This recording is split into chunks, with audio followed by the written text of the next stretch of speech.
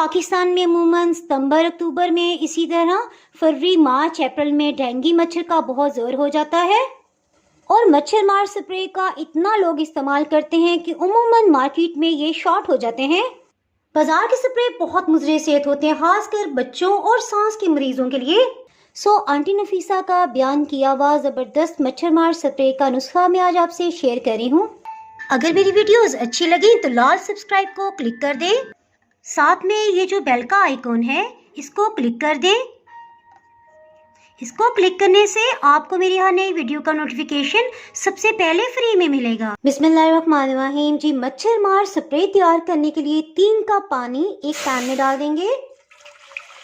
6 लौंग के pieces. Boiling point पे आते ही हीट को बिल्कुल लो कर देंगे और धीमी आंच पे इसे पकने देंगे।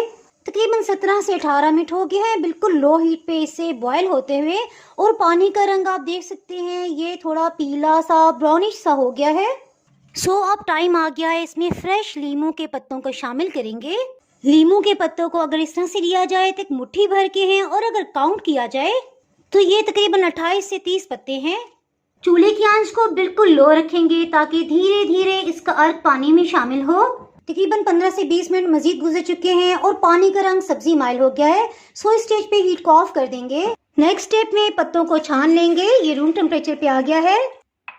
फिनाइल की 6 से 8 गोलियां लेंगे और इन्हें बिल्कुल पाउडर फॉर्म में पीस लेंगे। ये बहुत नरम होती हैं, आसानी से पिस जाती हैं।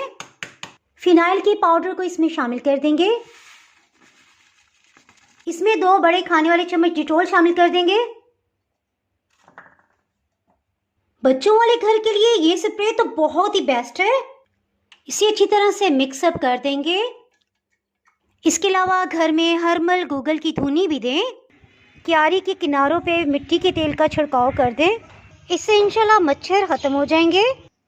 इसको स्प्रे मशीन में फिल करके इंडोर प्लांट्स के ऊपर भी आप कर सकते हैं। जिस तरह मैंने किचन में प्लांट्स रखे हुए हैं तो ये भी मच्छर से बच जाएंगे। आप इस वीडियो को ज़्यादा से ज़्यादा लोगों को शेयर करें ताकि सबका फ़ायदा हो जाए।